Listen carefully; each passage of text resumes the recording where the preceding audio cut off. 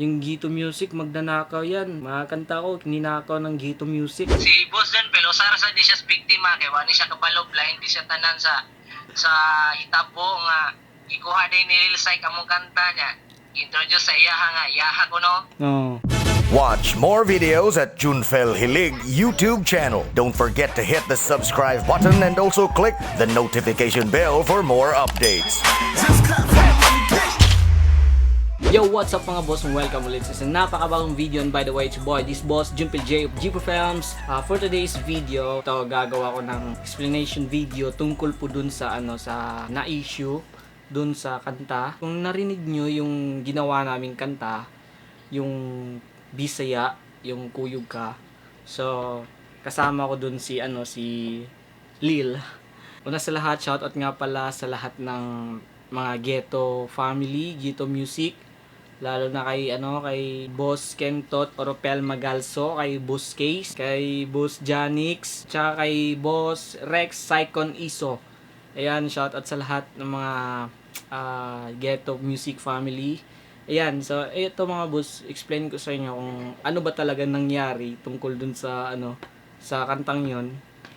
Kasi nung kagabi lang nakita ko na marami pong nag-chat sa akin, marami pong nag-PM sa akin. Pinost yung pangalan namin at saka yung kay Lil. Kasi ganito po yung mga boss. Nung una si Lil. So ilagay na natin sa pangalan niya si Lil.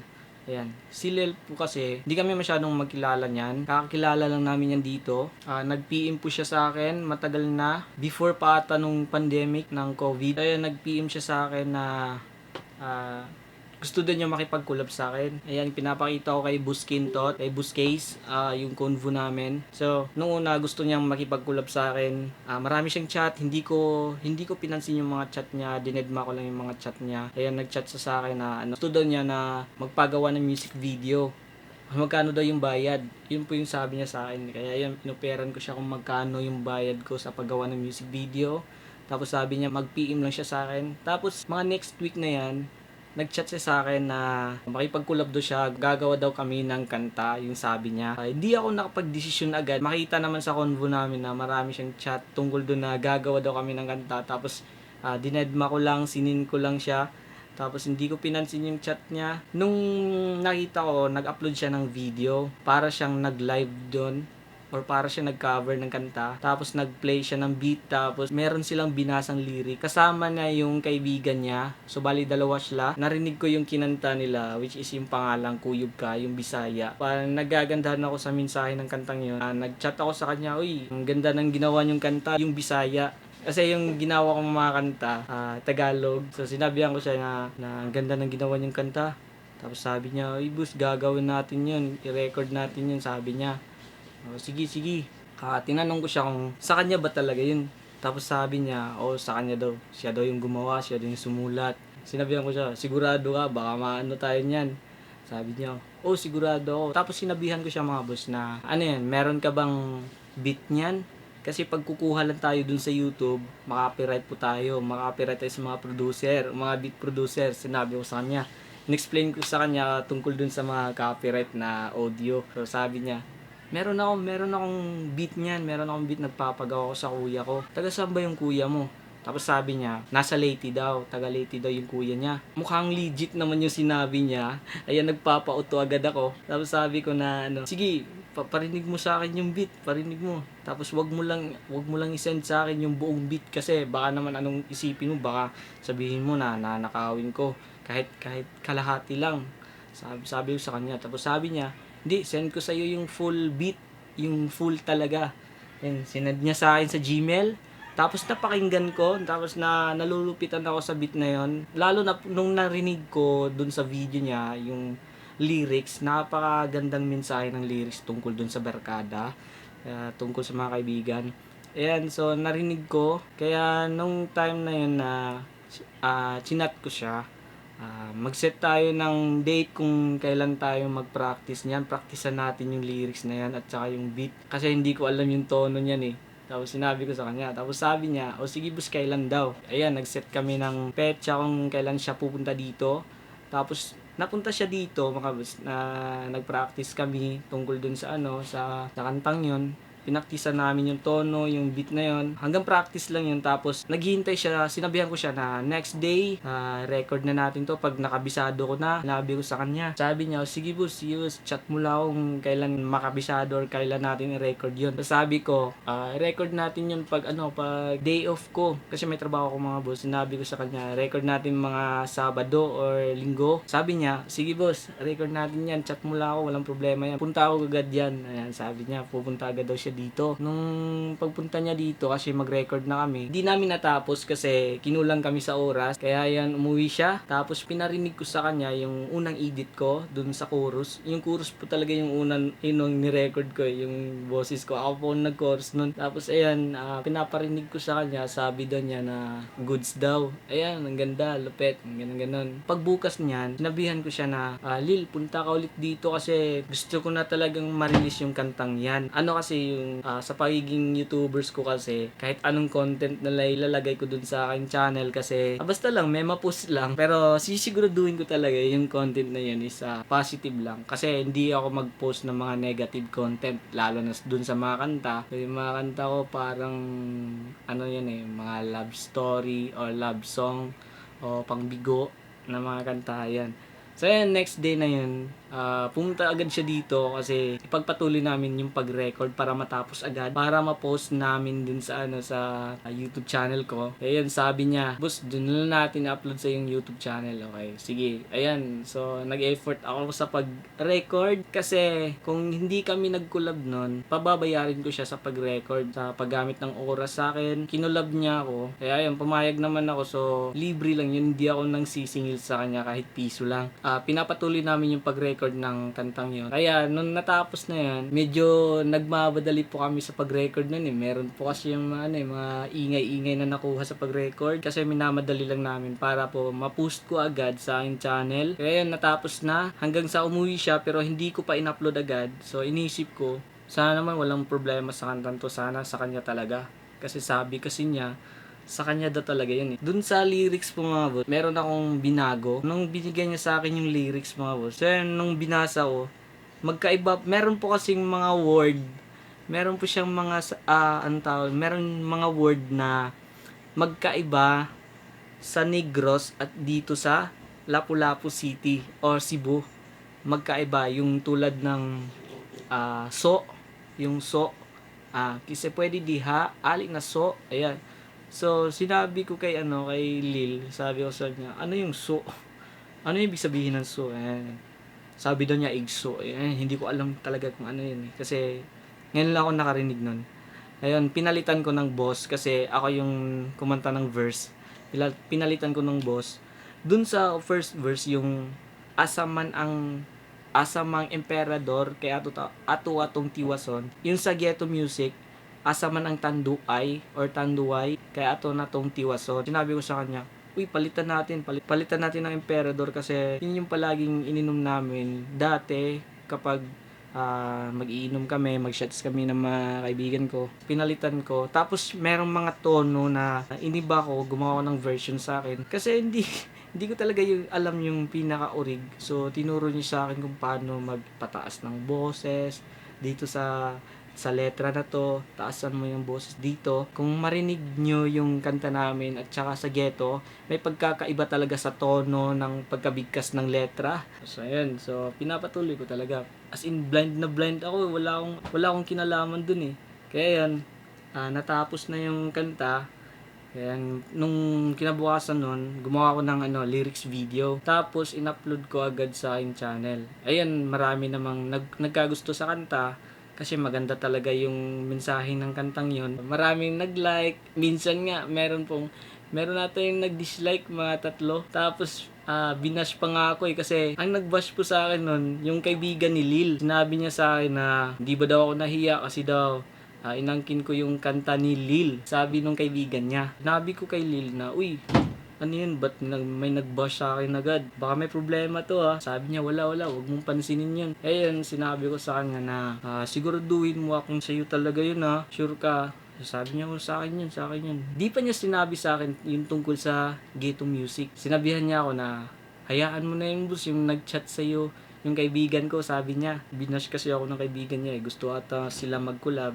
Ako kasi yung pinili na mag-collab ni Lil. Ewan ko ba't ako yung pinili niya, ako yung chinat niya para mag-collab kami. Siguro, marami siguro akong followers at subscribers, ganun siguro. Ayun, na-upload ko na, tapos lumipas ng mga 2 araw, yung kaibigan ko sa Facebook, nag-live siya. Nag-live siya dun sa internet cafe lang. Chinat ko yung kaibigan ko, pre, search mo naman yung bagong kanta namin. Ito, binigay ko yung title, ayan. Tapos nag-search siya. Nagulat ako kasi narinig ko sa live, iba yung version. Dito ako nag-start na curious talaga ako kasi bakit may ibang version. Tapos chinat ko ulit si Lil. Sinabi ko sa kanya, Lil, ano ba nangyari? Ba't may ibang version? Iba yung narinig ko na pinapatugtog dun sa live ng kaibigan ko. Sabi ko kay Lil. Tapos sabi niya, sure baka iba yun. Sabi niya. Hanggang sa pinasa ko yung link dun sa kaibigan ko nag-live. Ito yung kanta namin, sabi ko. Tapos sabi ng kaibigan ko, okay boss, narinig na namin yan. Tapos, sinearch ko talaga hanggang nakita ko, nung nagpatugtog ako one time na pinapatugtog ko yung kuyog ka namin. Tapos, meron pong nagsuggest sa gilid, dun sa YouTube, meron pong makikita natin sa gilid na magsasuggest na mga related videos sa gilid. Ayan, meron pong kuyog ka. Ayun, kuyog ka, Ghetto Music Naklik ko siya, pinanood ko, nagulat ako kasi magkatunog, yung beat magkatunog pero may hindi masyadong pareho yung pagkagawa ng beat pero magkatunog talaga siya. Ayan, so nakita ko yung lahat narinig ko lahat ng lyrics, tapos yung tono. So nagulat ako. Kaya ayun, chinat ko siya. Ano ba talaga nangyari? Ba't merong ganito, ganyan.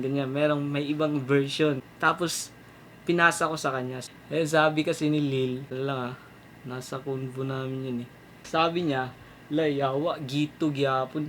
Yawa, 5 kanta na ako. Kawat Manila, pwede man na sila makasuhan, bus, no? Ayun, tiningnan ko yung upload niya dun sa kanyang Facebook nung nag-cover, nung nagkanta siya, 2 sila, yung kuyog ka pa rin.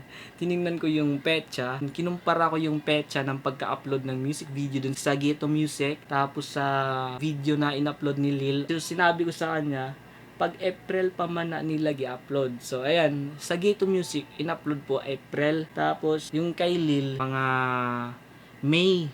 So, sinabi ko sa kanya, taga saan ba talaga yan sila? Sabi niya, taga Negros daw. So, sinabi ko sa kanya, ba't ninakaw? Ang pangit naman nun, ba't ninakaw? Kanino ba talaga yan? Sabi niya, sa kanya talaga. Ayan. Mga ilang ulit na akong paulit-ulit na nagtatanong sa kanya kung kanino ba talaga. Kasi parang may tinatago talaga siya Ayan, yung rason niya sa akin, 5 kanta na raw yung ninakaw ng Ghetto Music. Sabi niya sa akin, yung Ghetto Music, magnanakaw yan. Yung mga kanta ko, ninakaw ng Ghetto Music. Pinakita na ako ng proof kay Boss Kentot, Orepel Magalsor, kay Boss Case. Pinakita niya sa akin yung mga raw files ng pag-record. Kaya naniniwala na ako. Parang nalilito ako kung sino ba talaga yung tunay na may-ari. Kaya nung kagabihan ng mga boss, nung isang gabi, nag-post po si Boss Kentot, Orepel Magalso, kay Boss Case. Hindi ako masyadong updated sa Ghetto kasi kakakilala ko lang dahil tungkol dun sa issue na to. Ayan, naging kaibigan ko sila lahat. So ayan, nung nag-post si Boss Kentot, screenshot na aking Facebook account rin ni Lil, tapos yung screenshot ng kanta nila, tsaka yung kanta namin. Ayan, pinost niya. Tapos ganun. Marami nag-PM sa akin, yung mga kaibigan ko, yung mga concern sa akin. Yung mga nakikilala din sa Ghetto Music, marami nag-PM sa akin na ano nangyari ganito boss, ba't merong post tungkol sa'yo, ganyan. Ayan, so nagulat ako.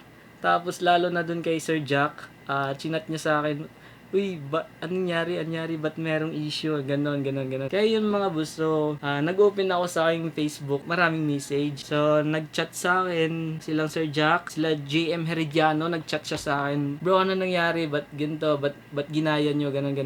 Tapos nagulat ako kasi wala naman talaga akong kinalaman dun eh. Kaya yun, sabi niya, chat mo lang si Buskentot o Ropel Magalso, chat mo siya. Kaya yun, nag-PM agad ako, nakita ko yung message niya sa akin. Marami talaga siyang binanat sa akin, pero okay lang. So, tinanggap ko naman lahat yun kasi hindi ko naman talaga alam yung mga nangyari. Kaya sinabi ko kay Buscase na may gabi pwede bang makipag-video call sa'yo? Ayan, nag-video call siya talaga yung tumawag sa akin. Ayan, nag-usap kami tungkol doon. Ayan, in-explain ko sa kanya. Sabi kasi niya, pag gagawa ko ng video na to, tatawagan ko raw siya. So, ayan, try nating tawagan si Buscase. Okay mga boss, nag-reply na sa akin si Buscase. Payag siya mag-video call ulit. Ayan, tawagan ko muna siya. Eto. Yo. Nga po, boss. Hello, boss. Musta? Ayan, Oh, kuha kay ka sa vlog, oh. boss. Ayan, so ito mga boss, May hapon. ayan. So nakausap ko dito si Buscase o si Buskentot. So ito, nag-video call kami kasi meron siyang sasabihin para sa mga nanonood ng vlog o sa mga nag-bash sa akin at saka tungkol dun sa kay tinawag nating Lil. So ayan boss, ikaw ang magsabi boss. Tagalog, di boss? Tagalog, boss? Bisaya la boss, Bisaya la, ikaw bala. So kami ditong original nga gagakanta sa Kuyog ta nga tungod atong Lil sa to Lil Psych guro to na ilisan niya ang title nga Kuyog ka.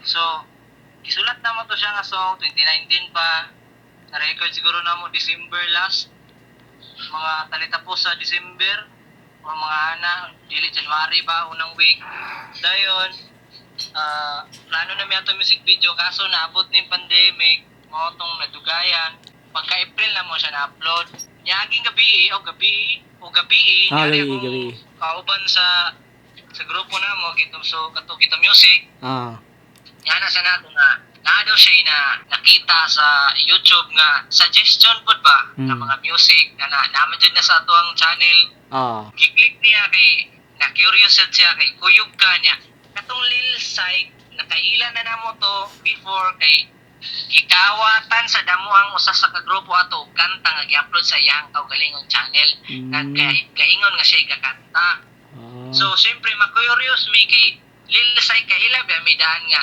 ikuhaan na mi daan ato sa una di man siguro dugay pa mabutang lang nato sa una kay ilabay man mao to na curious ya i-click niya sus kay sa beat pa lang dayon sa lyrics amo man jud tanan wala man jay bisag katiting nari gamay nga giusab pero kasagaran tanan amo man gyud mo tong niari siya diri nako kay ako may ga-produce ato nga kanta mo tong niari siya nako giyan kuya akong gipadungog okay ra unta gito sa laing tao ha patato sa laing tao okay ra gito bisag si Boss John Bell ra okay ra tayo og siya ri ga-cover galing kay naila naman gud namo si Lil Psych nga manguha ba kanang nana bitaw siya record bitaw bisag asa namo sa uban nana siya record nga manguhaay ba mo tong kabalo na mi nga iya jud tong gikuha nga intention gid to niya nga gikuha walay credits wala ga pabalo namo nga kung ila tong gi-cover wala ga pabalo namo usa pa sa mong gikalainan kay ni kunsog gid siya nga iyaha gyud ka kami way nanguha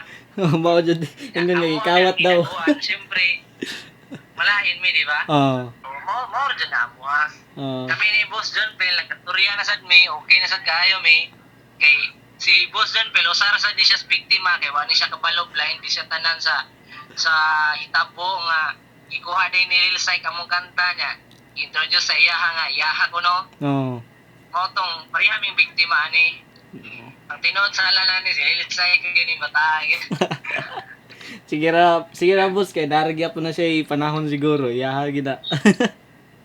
Sa tinori na ibaluan na niya boss. Mao jud boss. Nya kala boss salamat kay tanan boss ha. Sige boss, problema boss. Salamat sa kayo boss. Sige boss. Sige, bye na boss. Bye boss. Salamat. Hangapon. Sige boss. Ayan mga buson, narinig na natin yung kay Busken or Buscase. So, ayan, narinig nyo ha. So, wala talaga akong kinalaman doon. So, ayan, kaibigan na po kami lahat ng kagrupo niya. So, kaibigan kami lahat dahil lang doon sa pambabash. So, naging kaibigan ko sila na hindi ko akalain mga boss. Ayan, patuloy natin mga boss. So, ayan, nag-post si Buscase tungkol sa pangalan namin. So, ayun, marami pong nag-PM sa akin, marami nag-chat. Yung mga taga Negros, marami pong nag-chat sa akin, ganun. Hanggang sa binash nila ako. Marami na nag-bash sa akin, kaya yun.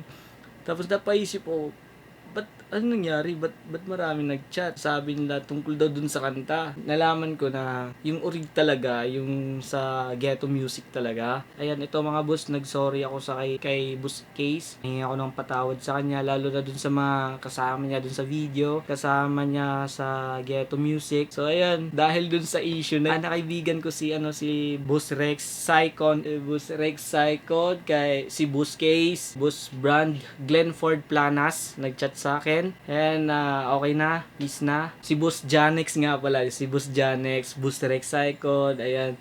So nag-chat sila sa akin, yung mga kasama pa rin nila, yung mga kaibigan nila, marami nag-chat sa akin. Ayan, hindi ko alam talaga yung issue na yun eh. So ayan, at least na-settle na, nag-apology na ako sa kanila. And tinanggap naman nila kasi ayan, dun ko talaga nalaman yung totoong attitude nila, napakabait talaga nila. Buutan jud kay tanan ng ghetto music. Na-explain ako nila tanan, at least nasabot ra nila. Mamaya mga boss, so chinat ako ni Lil. Sabi niya sa akin na, "Uy boss, ano nangyari? Ba't ako parang ako yung naging kontrabida dito?" Sabi niya. "Bakit ako yung pinapahiya mo ako?"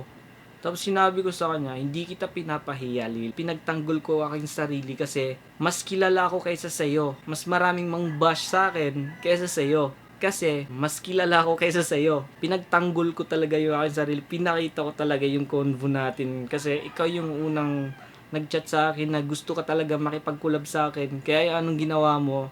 Dinamay mo ako. Marami ka palang mga ginawang mali dun sa kanila. Marami ka daw mga kasalanan na nagawa sa ibang rapper rin. Ayan, sa lahat ng mga nanonood nito, maraming salamat at pinakinggan niyo yung side ko. Nag-ask ako ng permission kay Boss Case na kung pwede lang pagpatuloy ko lang yung video na yon, tapos lagay ko talaga yung full credits, full link sa orig video, tapos link ng channel niya, tapos sa title lagyan ko ng pangalan ng Ghetto Music, tapos lagyan ko ng cover namin. So, pumayag naman si Boss Case. Sa ngayon, hindi ko pa pinapublic ulit kasi medyo init pa talaga yung issue. Baka marami pang mag-comment, marami mag-dislike. Ayun, hintayin ko lang muna na lilipas yung mga ilang buwan bago ko i-public ulit yun. So, ayun, naka full credits na talaga. So, maraming salamat nga pala sa lahat ng Ghetto Music family. Maraming salamat sa pagtanggap sa aking apology. Kay shoutout nga pala kay Bro Architect, kay Marvin Pino or Marvin Klein. Bro, medyo maikog na dyan ko sa itong plano nga natin giplano sa una nga magbuhat og video. Salute day ko sa tanan, sa lahat ng mga Negro sa rap community, sa lahat ng mga rappers dyan, sa mga bago kong kaibigan. Ayan. So at least nakaibigan ko sila lahat. Sila yung mga ghetto music na kaibigan ko sila. Friend ko na sila sa Facebook, inad nila ako. Kaya ayan. Salamat naman at naintindihan nila yung side ko. Naging aral to sa akin na hindi talaga ako basta-basta na lang maniniwala sa magpapanggap sa'yo na kaibigan. So ayun mga boss, maraming salamat sa panood ng video na to. At syempre, sa mga boss ko dyan na hindi pa nakasubscribe sa YouTube channel, don't forget to visit my YouTube channel, Junfel Hilig. Pakiclick ang subscribe button at ang notification bell para lagi po kayong updated sa mga bago kong video. Okay mga boss, wala muna tayong shoutout ngayon kasi importante itong video na to. So ayan, pasensya na sa lahat ng mga natatapakan ko. At kasi hindi ko talaga alam, napaka-blind ko sa mga nangyari. Okay, maraming salamat mga boss. Hanggang sa susunod ulit mga boss. At pasensya na sa lahat ng Ghetto Music dyan at salute sa inyong lahat. Maraming salamat. Bye-bye. Watch more videos at Junfel Hilig YouTube channel. Don't forget to hit the subscribe button and also click the notification bell for more updates. Mga boss, thank you for watching.